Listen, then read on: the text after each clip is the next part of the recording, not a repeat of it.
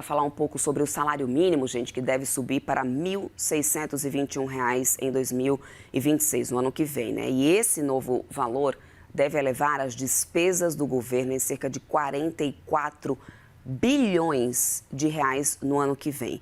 A gente vai entender todo o impacto, inclusive, aqui dessa medida com o Rafael Prado, que é consultor de macroeconomia também da Gol Associados, que já está aqui comigo e vai trazer todas as informações em relação a isso, as expectativas, né, inclusive também de impacto principalmente. Mas antes, meu querido, muito bom dia para você, bem-vindo aqui à nossa programação.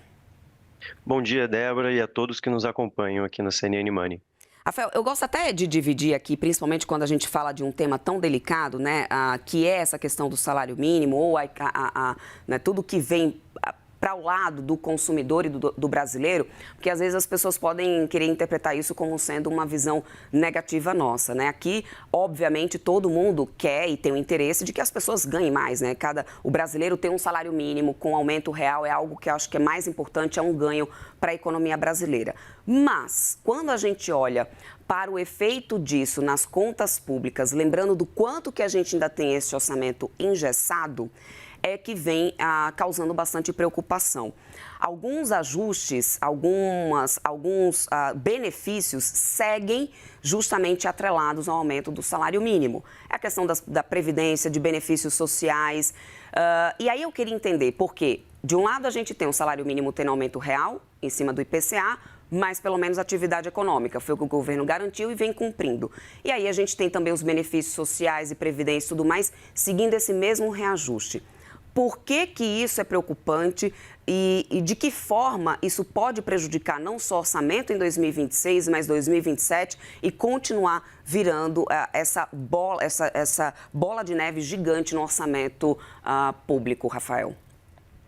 Bom, Débora, primeiro eu acredito que nós, economistas, técnicos, jornalistas em economia, temos um papel realmente muito relevante na comunicação desse tipo de tema e é muito importante que a gente consiga explicar as coisas do jeito que elas realmente são, né? Você pontuou muito bem. Claro, é muito importante que nós tenhamos uma política de valorização do salário mínimo que consiga cumprir um papel social relevante, diminuir a desigualdade de renda do país, né?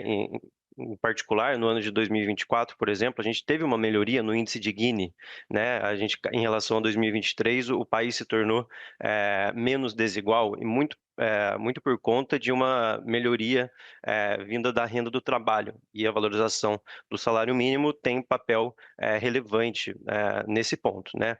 Porém, como você já adiantou, a política de salário mínimo hoje no Brasil, ela não é só uma política social, mas ela é uma política de indexação de gastos públicos. Então, a gente tem, de um lado, um papel social relevante e, do outro, um papel fiscal muito relevante também.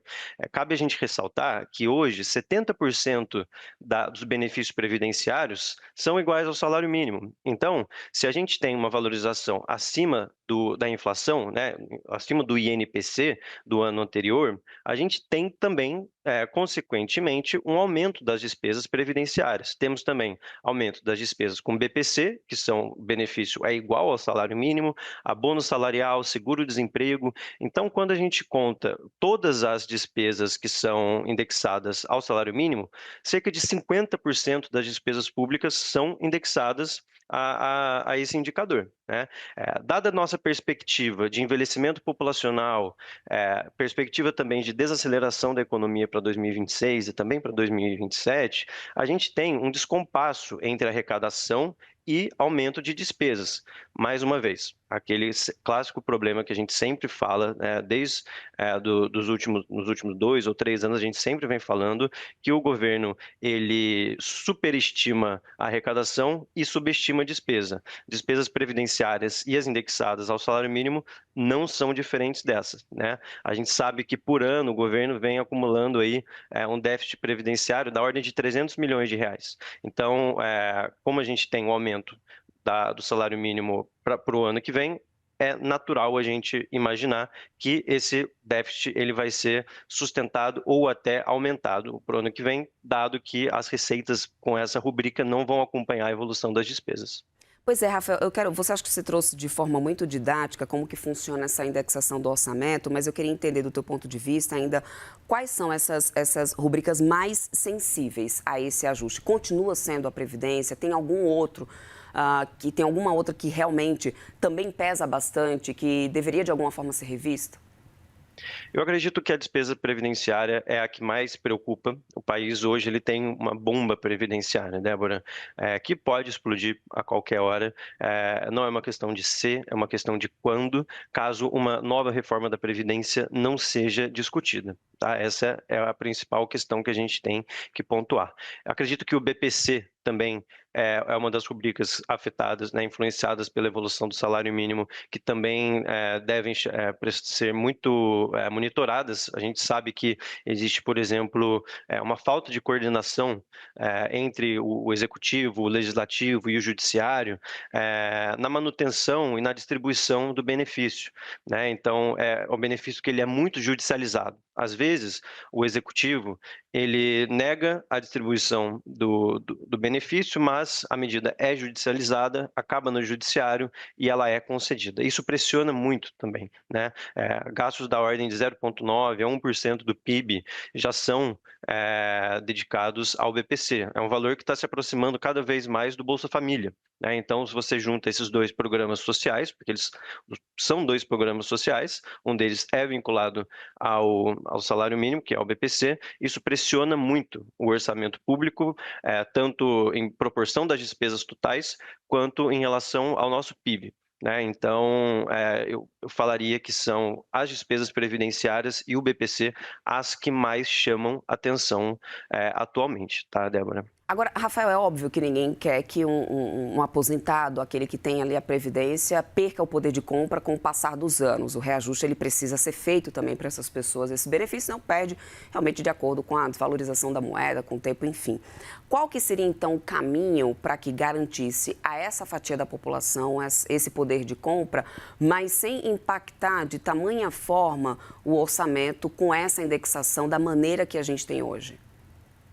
Eu acredito que, bom, em primeiro lugar, é muito importante a gente reforçar que o reajuste pela inflação ele é constitucional. Tá? Então, não existe um cenário em que o trabalhador ele vai perder poder de compra, porque sempre vai ser reajustado pela inflação. Isso é um benefício constitucional, mas o benefício que reajusta acima da inflação em X ou Y%, cabe ali um artigo na própria LDO, como foi o caso, que o reajuste ele é feito.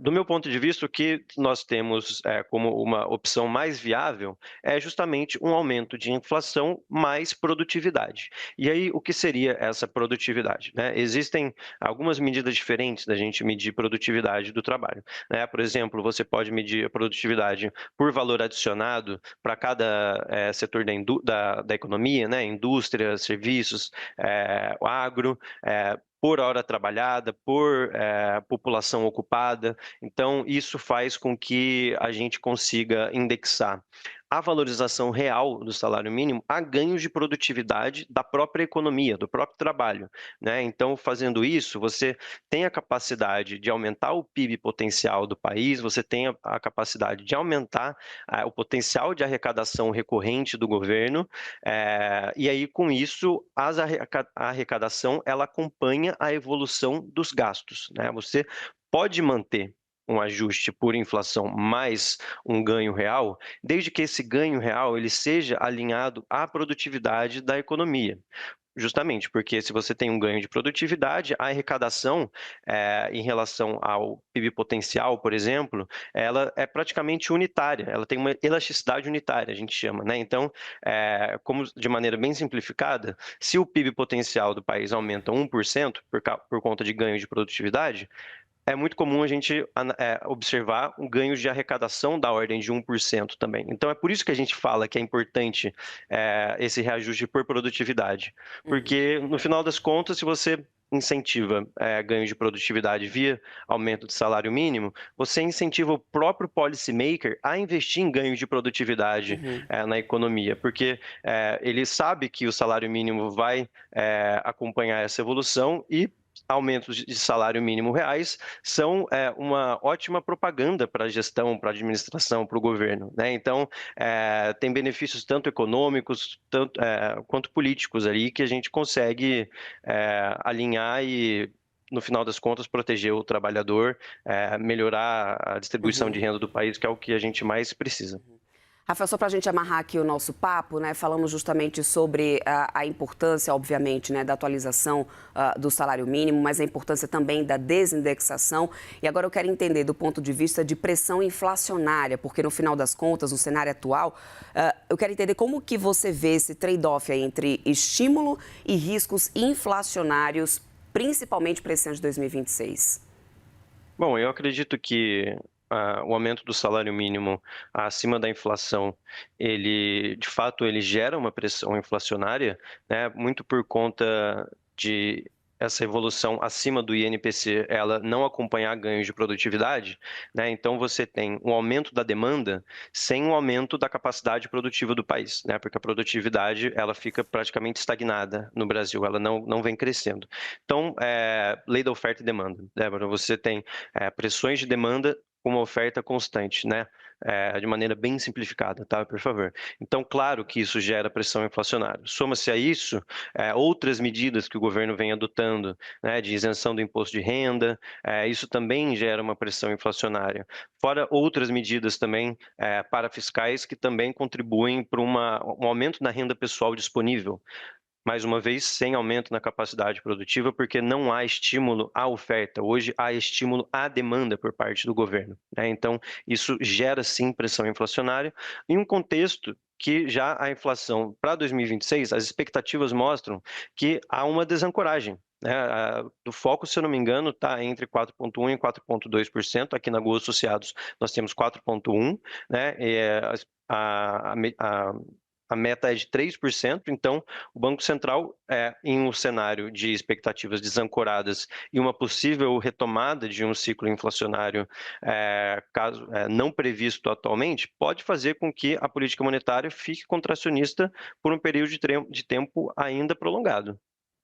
Perfeito. Quero muito agradecer Rafael Prado, consultor de macroeconomia da Gol Associados. Excelente ponto, ótimas análises, meu querido. Uma ótima segunda-feira para você. Boa semana. Igualmente, Débora, boa semana para você e para todo mundo. Obrigada, querida. Até mais.